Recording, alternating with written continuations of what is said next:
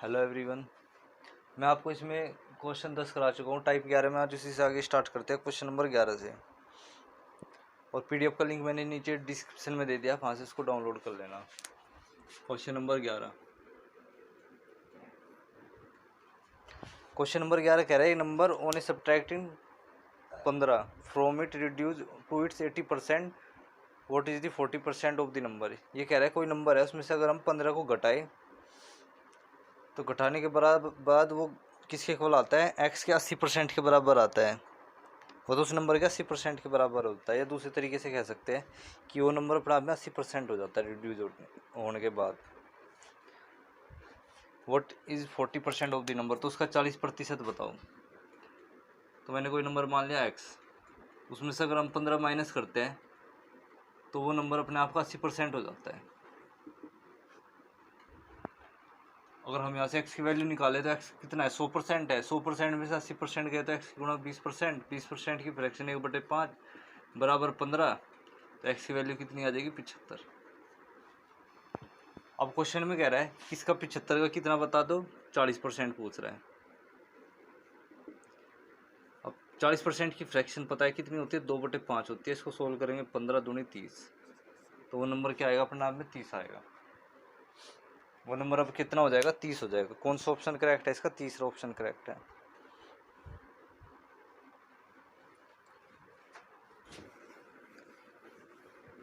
Question number 12, A reduction of 20% in the price of item enables.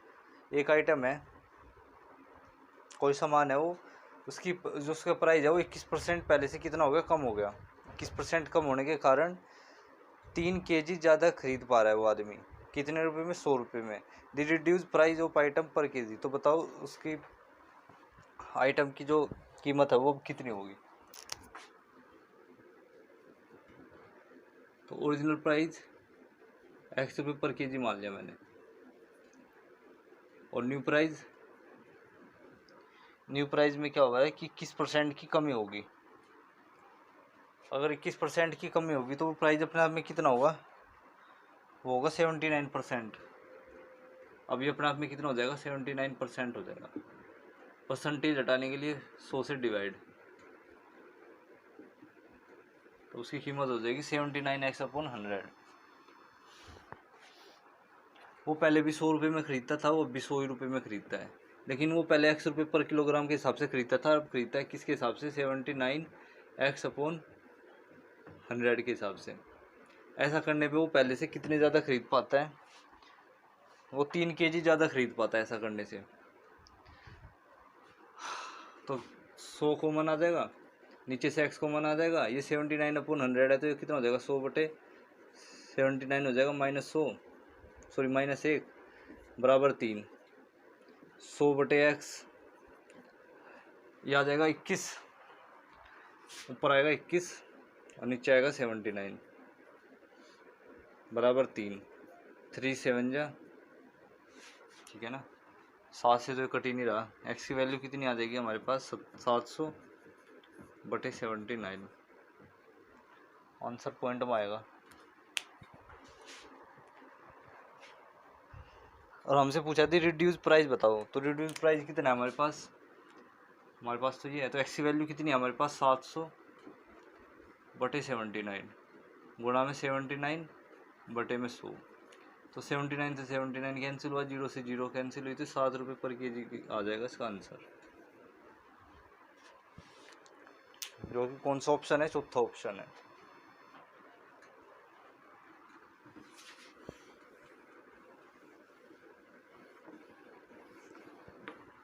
Question number 13, the reduction of 20% in the price of sugar enables to purchaser obtain 8 kg more, 4 rupees 160 the price per kg before the reduction वो ये कह रहा है कि हमने अगर चीनी की जो कीमत है वो 20%,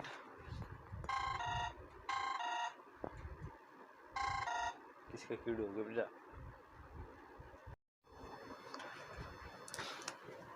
क्वेश्चन नंबर 13, अगर 20% की कमी कर दी जाए शुगर की कीमत में तो वो 8 किलो ज़्यादा चीनी खरीद सकता है। कितने रुपए में? 160 रुपये में। देन द प्राइस पर केजी बिफोर रिडक्शन, तो ओरिजिनल प्राइस वो हमसे पूछ रहा है। क्वेश्चन नंबर कौन सा है? 13वां है। ओरिजिनल प्राइस X रुपये के जी मान लिया मैंने। देखो ये सब दिखाने के लिए, ये सिर्फ मैं आपको समझाने के लिए लिख रहा हूँ, इतना कुछ करने लिखने की आपको भी ज़रूरत नहीं है। तो आप मनी मनी में मान लोगे वहाँ पे कि X ओरिजिनल प्राइस होगा, उससे 20% रिड्यूस हो रहा है, तो न्यू प्राइस क्या बन जाएगा? 4/5, मतलब 4x/5 रुपये पर केजी किलोग्राम। वो पहले भी 160 रुपये में खरीद रहा था, अब भी 160 में खरीद रहा है। पहले X रुपये पर किलोग्राम के हिसाब से खरीद रहा था, अब किसके हिसाब से खरीद रहा है? 4x/5 रुपये पर किलोग्राम के हिसाब से खरीद रहा है। ऐसा करने पे वो पहले से 8 किलो ज़्यादा खरीद रहा है, यही तो कह रहा है ना क्वेश्चन में। 160 ऊपर से कॉमन आ रहा है, x कॉमन आ रहा है, 5/4 -1 बराबर 8, 8 पे जाएगा 2 पे, मतलब तो यह आ जाएगा कितना? 20/x 1/4 बराबर 1, x की वैल्यू आ जाएगी 5 रुपये पर किलोग्राम। और ये हमसे इस क्वेश्चन में पूछा हुआ है। ऑप्शन फर्स्ट इसका करेक्ट है। इसने थोड़ी सी लैंग्वेज बदल के लिख दिया थी, प्राइस पर केजी बिफोर रिडक्शन, रिड्यूस होने से पहले का प्राइस बताओ। तो पहले का प्राइस क्या है? 100 रुपये पर केजी। वो कितना है हमारे पास? 5 रुपये पर किलोग्राम, बस। Question number 14, the price of an item was increase by 10%। किसी आइटम का जो कीमत है ना वो 10% क्या होगी? पहले बढ़ गई। This reduce the monthly total sales by 20% और the overall effect on the value of monthly sales. तो ये परसेंटेज में ओवरऑल इफेक्ट पूछ रहा है। पहले 10% इंक्रीज हो रही है, क्वेश्चन ये सक्सेसिव के तरीके से हुआ।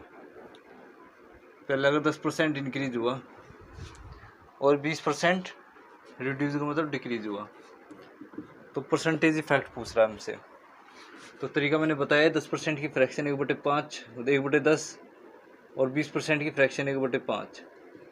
तो मान लेते इसकी अगर शुरुआत में उसका जो कीमत है वो 5-10 थी, तो अब घट के कितनी बढ़ के कितनी हो जाएगी? 11 हो जाएगी। अगर पहले 5 थी तो अब कितनी हो जाएगी? यहाँ पे 4 हो जाएगी। तो ओवरऑल 50 से कितनी हो जाएगी? 44 हो जाएगी। तो कितने की कमी करनी पड़ेगी? 6 की कमी। 6 का डिक्रीज करना पड़ेगा 50 पे, तो 100 पे कितना?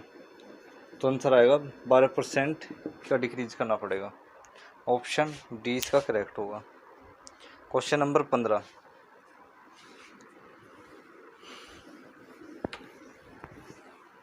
क्वेश्चन नंबर 15 में कह रहे थे price of the rice has increase by 60%। अगर प्राइस वो चावल की जो कीमत है वो 60% बढ़ा दी जाए, in the order to restore original price the new price must be reduce. हमसे क्वेश्चन में कह रहा है कि हमें दोबारा रिस्टोर ओरिजिनल प्राइस को रिस्टोर करने के लिए न्यू प्राइस में से कितना कम करना पड़ेगा। तो मैंने एक तरफ क्या ले लिया? ओरिजिनल प्राइस ले दिया, और एक तरफ ले दिया मैंने न्यू प्राइस। तो मैं ओरिजिनल प्राइस को क्या मान लेता हूँ? 100 मान लेता हूँ, क्योंकि यहाँ पे परसेंटेज इफेक्ट पूछा है। जहाँ पे परसेंटेज इफेक्ट पूछे तो वहाँ पे क्या कर सकते हैं? हम मान सकते हैं कुछ ना कुछ। तो न्यू प्राइस हमारा कितना इंक्रीज हो गया? 60% इंक्रीज हो गया, और 100 का 60% 60 होता है। तो पहले 100 था, तो अब 60 और बढ़ गया, तो कितना हो गया? 160 हो गया। लेकिन ये क्वेश्चन में कह रहा है कि हमें ओरिजिनल प्राइस को रिस्टोर करने के लिए न्यू प्राइस में कितने की कमी करनी पड़ेगी। तो हमें वापसी 100 पे जाने के लिए कितने की कमी करनी पड़ेगी? 60 की कमी करनी पड़ेगी। किस पे? 160 पे। तो 100 पे कितना परसेंटेज निकालने के लिए? अब इसको हम यहाँ पे काट रहे होंगे तो कितना आएगा? 3, 8। और 3/8 फ्रैक्शन की परसेंटेज वैल्यू आपको पता है कितनी होती है? 37 सही है, 1/2% का डिक्रीज करना पड़ेगा।